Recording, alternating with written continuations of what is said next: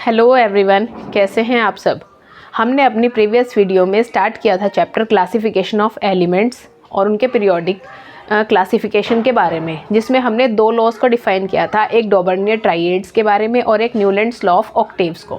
आज हम डिस्कस करेंगे मेंडलीव्स पीरियोडिक टेबल के बारे में।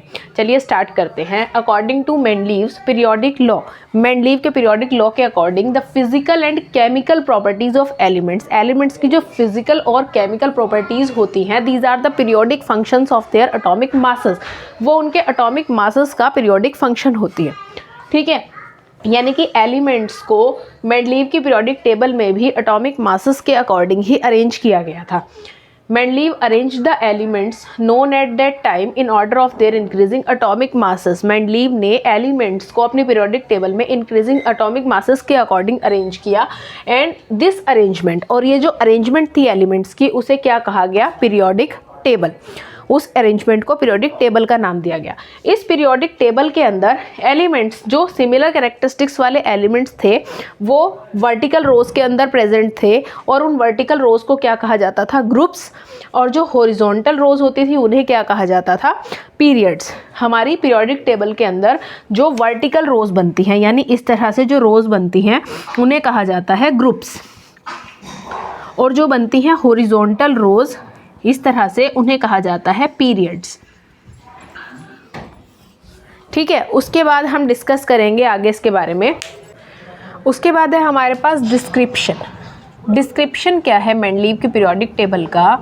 सबसे पहले तो हमारे पास यही है कि एलिमेंट्स जो है उनको सिमिलर प्रॉपर्टीज़ के अकॉर्डिंग जो क्लासीफाई किया गया है ग्रुप के अंदर, उसमें जो भी हमारे पास में वर्टिकल ग्रुप्स बनते हैं, वर्टिकल जो रोज बनती हैं, उन्हें हम कहते हैं ग्रुप्स।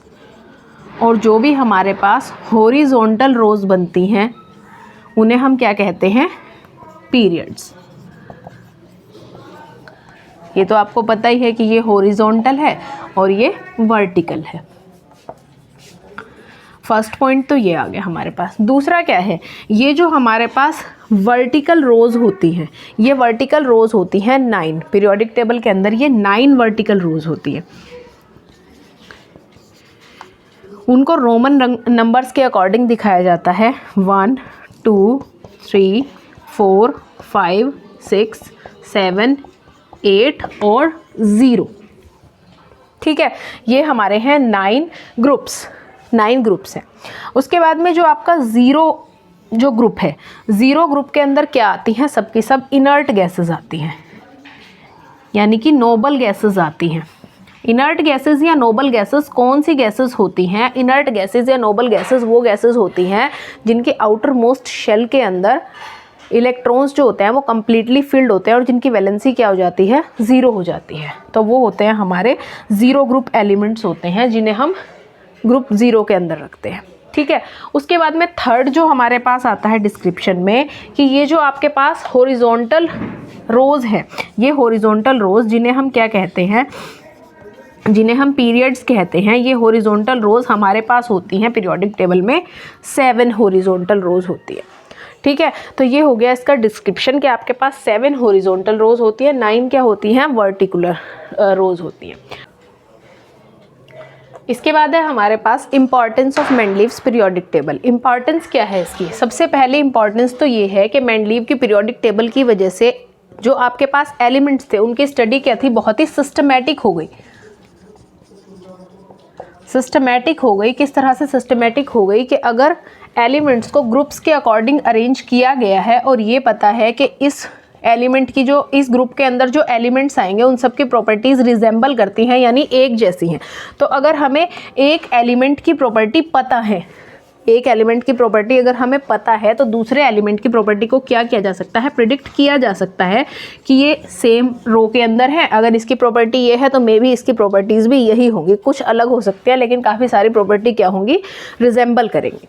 दूसरा क्या है? एक इससे हेल्प हुई न्यू एलिमेंट्स की डिस्कवरी में। जो भी न्यू एलिमेंट डिस्कवर किए गए, उन एलिमेंट्स को किस तरह से उनकी प्रॉपर्टीज़ के बेस पे पीरियोडिक टेबल के अंदर रखना था, उसकी डिस्कवरी के बाद उन एलिमेंट्स की अरेंजमेंट में बहुत ज़्यादा हेल्प हुई मेंडलीव की पीरियोडिक टेबल की वजह से। तीसरी चीज़ क्या है, बहुत सारे एलिमेंट्स के एटॉमिक मासेस को करेक्ट किया जा सका। किस बेस पे?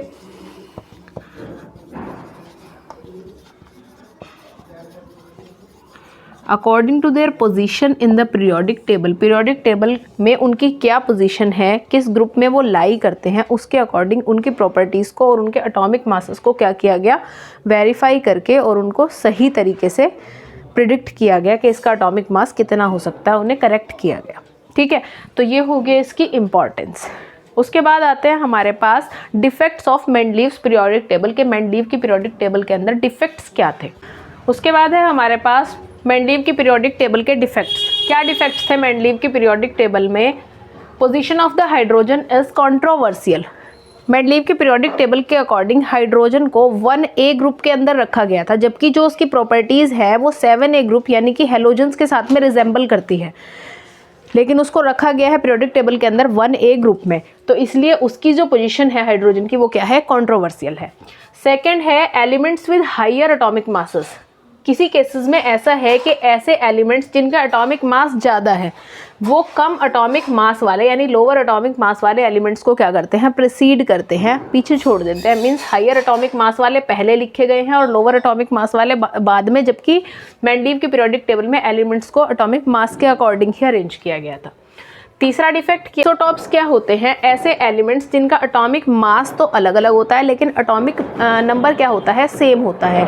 तो आइसोटॉप्स जो थे एक ही एलिमेंट के जिनका एटॉमिक मास अलग अलग था, उनको क्योंकि मेंडलीव की पीरियोडिक टेबल एटॉमिक मास पे बेस्ड थी तो उसे अलग अलग प्लेस दिया गया पीरियोडिक टेबल के अंदर, जबकि आइसोटॉप्स को एक ही ग्रुप में रखा जाना था, एक ही साथ में एक ही पोजीशन पे। ये डिफेक्ट था। और चौथा डिफेक्ट क्या है कि elements in the same group should resemble in their properties, कि एक ही ग्रुप के अंदर जो एलिमेंट्स होने चाहिए थे वो प्रॉपर्टीज़ में रिजेंबल होने चाहिए थे, जबकि कुछ केसेस ऐसे थे जिसमें कि एलिमेंट्स की प्रॉपर्टीज़ रिजेंबल नहीं करती थी। उसके बाद है in some cases elements with similar properties placed in different groups. कुछ ऐसे केसेस थे जिनमें ऐसे एलिमेंट्स जिनकी प्रॉपर्टीज सेम है उसके बाद भी उन्हें अलग ग्रुप के अंदर, अलग ग्रुप्स के अंदर रख दिया गया था। उसके बाद है लेंथेनॉइड्स और एक्टेनॉइड्स की पोजीशन आप सभी ने देखी है पीरियोडिक टेबल के अंदर, के पीरियोडिक टेबल के बॉटम पे लेंथेनॉइड्स और एक्टेनॉइड्स को प्लेस दिया गया है, लेकिन उसे क्यों दिया गया है प्लेस, उसका असाइन क्यों किया गया है, उसके लिए कोई भी रीज़न जो है मेंडलीव की पीरियोडिक टेबल के अंदर असाइन नहीं किया गया था, कोई भी रीज़न नहीं बताया गया था। No proper reason for why elements in group show resemblance to each other. और ना ही ये बताया था कि एक ग्रुप के अंदर हम एलिमेंट रखते हैं तो वो सारे के सारे प्रॉपर्टीज़ में रिजेंबल क्यों करते हैं, सबकी प्रॉपर्टीज़ एक जैसी क्यों होती हैं। ये डिफेक्ट्स थे मेंडलीव की पीरियोडिक टेबल में।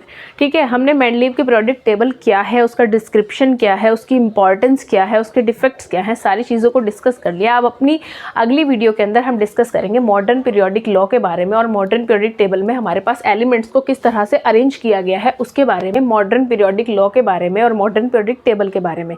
तो इसलिए आने वाली वीडियोस को देखते रहिए, नोटिफिकेशन बेल को प्रेस करिए ताकि आपको आगे आने वाली वीडियोस के नोटिफिकेशन मिल सके। और अगर मेरे चैनल को अभी तक सब्सक्राइब नहीं किया है तो चैनल को सब्सक्राइब करें। Thank you.